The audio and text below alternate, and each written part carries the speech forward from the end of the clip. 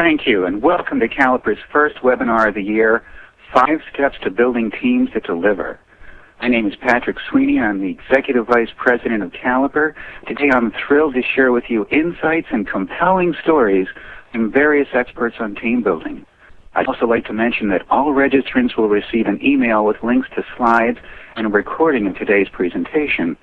This is the first of 4 webinars we'll be conducting this year. Our future webinar topics include hiring, executive coaching, and developing high-potential employees. Now I'd like to introduce the other speakers. With me today is Kim Butler, Vice President of Organizational Development Services at Caliper. Kim offers over 20 years of experience as a consultant, human resource leader, and coach. In addition to team building, Kim has extensive knowledge in organizational diagnosis, strategic leadership development, coaching, employee development, and succession planning. Welcome, Kim. Thank you for joining us today. Thank you, Patrick. I'm very excited to be here. Well, also later in the presentation, I'm going to be speaking with Amy Van Pelt, the Corporate Human Resources Manager at Plymouth Tube Company, who's going to discuss with us her organization's experience with team building, what caused them to implement the program, and the impact it had on her team. And finally, Crystal Donor, the Director of Food Service at BC USA. Crystal will be talking to us about the challenges her team encountered and how she and her team members worked through those issues. Now I'd like to move on to what we'll be discussing during today's session. We'll be going over what are the qualities of effective teams, what are some common challenges that teams face, and what are the steps you can take to build a more effective team. So let's dive in. Now, Kim, let's start off by addressing what team building is really all about. I think a lot of people have their own preconceived notions about what's involved. So could you clarify for us exactly what team building is? Sure, Patrick. First, let's discuss the definition of a team. A team is a small number of people with complementary skills who are committed to a common purpose, performance goals, and who are interdependent. Team building is a process designed to optimize the performance of such a team by, number 1, helping the members discover that diversity is their greatest asset, 2, clarify goals, 3, build ownership, and 4, achieve results. Well, that sounds great, Kim. It really sounds ideal. But in the day-to-day challenges of keeping a business moving forward, is it really worth it to have a group of employees put work on hold and then to do a team-building program? Oh, absolutely, Patrick. Teams exist to produce results for the organization. Teams that do not function well waste valuable time and resources talking about the wrong issues and revisiting the same issues over and over again. An organization that invests in team building mitigates these challenges by helping the members to work together to improve cohesiveness, improve the effectiveness of an existing or a cross-functional team, improve communication, collaboration, and trust, which decreases what I'll call unhealthy conflict, and really to enhance productivity. What's interesting is I've asked people in organizations of all sizes to describe characteristics that were present when they were members of a successful team. Time after time, the top answers included, we had clear purpose and knew exactly what we needed to do. We were also given tough challenges that stimulated our creativity. We learned new concepts which changed how we work with each other. And finally, we talked openly and we really listened to one another. When a group truly understands each other and what needs to be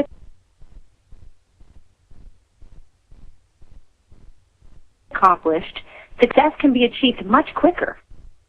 Thanks, Kim. That really gives a clear understanding. And, as I listen to you discussing the components of a team-building program, I'm thinking about one executive with us today, Amy Van Pelt, whose executive and senior-level teams went through the team-building process and still honing their skills. Amy, thank you for joining us today and sharing your organization's experiences with us. You're quite welcome.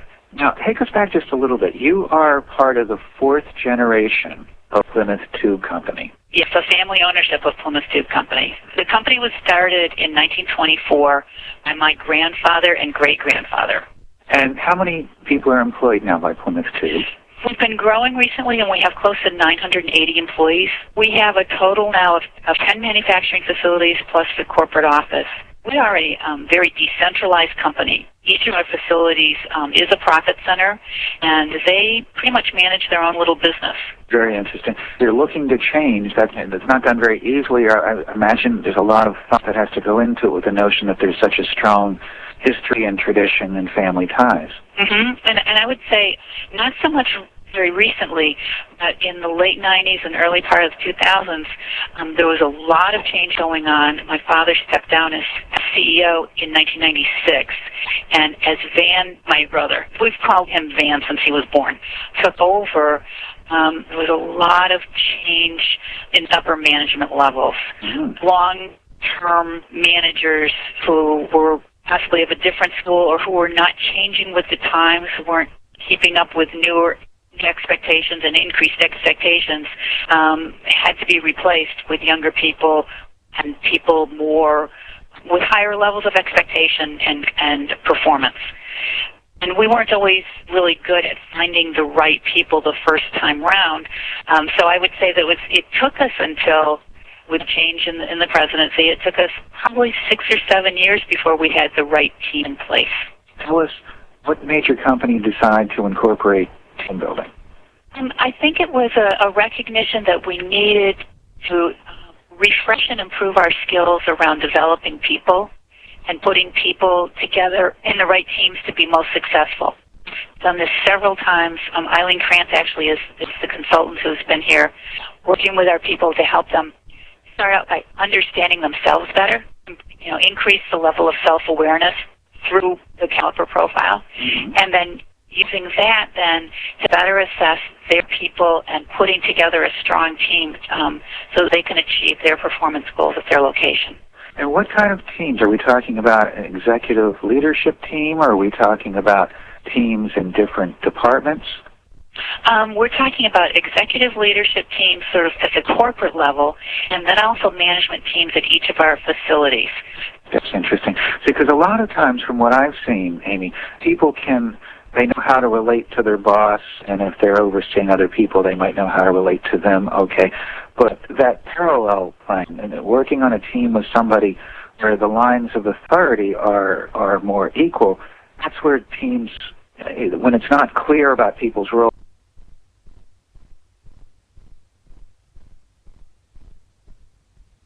and who has the authority to say or do something. Yes, and some of us are in positions where we live that day in and day out. For instance, my role in HR is much more, I'm dealing with peers and I'm trying to coordinate and influence without authority. A general manager at one of our plants, he's very used to being in charge. He's got his own organization that he's the leader of. But there are times when that individual then is working with peers to accomplish something that does get them out of their comfort zone. And can you describe what kind of changes you've seen come about in particular individuals? What I have seen is an increased attention to listening skills, to make sure that you understand when someone is talking with you, particularly from our engineering manager. And so that matters in terms of him understanding his internal customers' needs, and it also matters in terms of him managing his staff and understanding their challenges and what may be keeping them from being as successful as they would like. Tell me, on your executive team, what is the most important result that you've seen?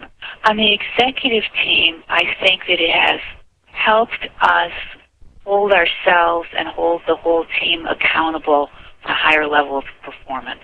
In some ways, I guess it's given us an additional vocabulary, the language to use with each other, and gave us more trust or security in giving feedback so that we could improve the performance of the team overall.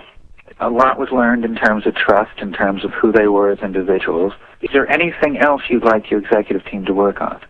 I think it's continuing the same work. I don't think it's something different, but I think it's continuing to work on the trust issues, especially since there's been some change in the leadership team, the executive team. There's a thought of refreshing for those who have been through it before and establishing the understanding with the people who haven't been through this yet. You're always improving, you're always getting better. you never quite arrive. That's right. It's always evolving. And since the people in the team can be changing over time, it changes the social dynamics and the work dynamics.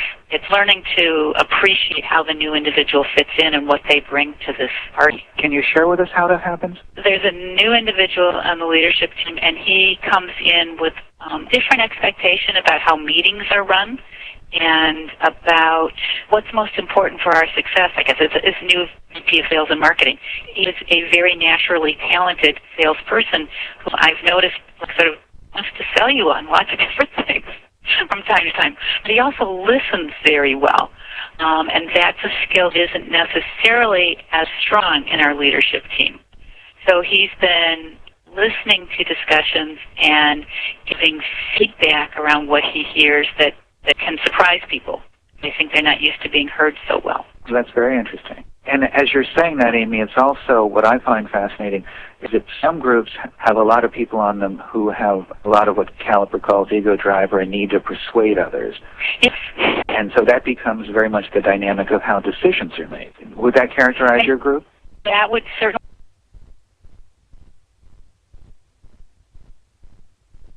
characterize a sales and marketing individual.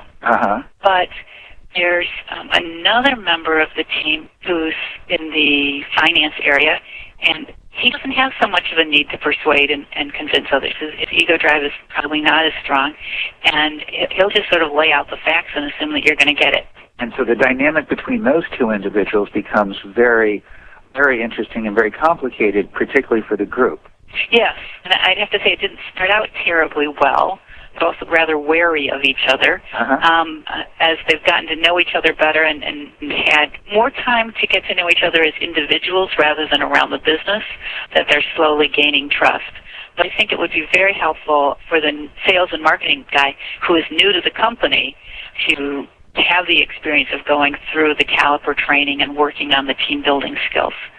I hear that very clearly because somebody who is more like the finance guy wants to lay out a logical, linear argument and say that A leads to B leads to C, and so obviously we're going to do D. Right.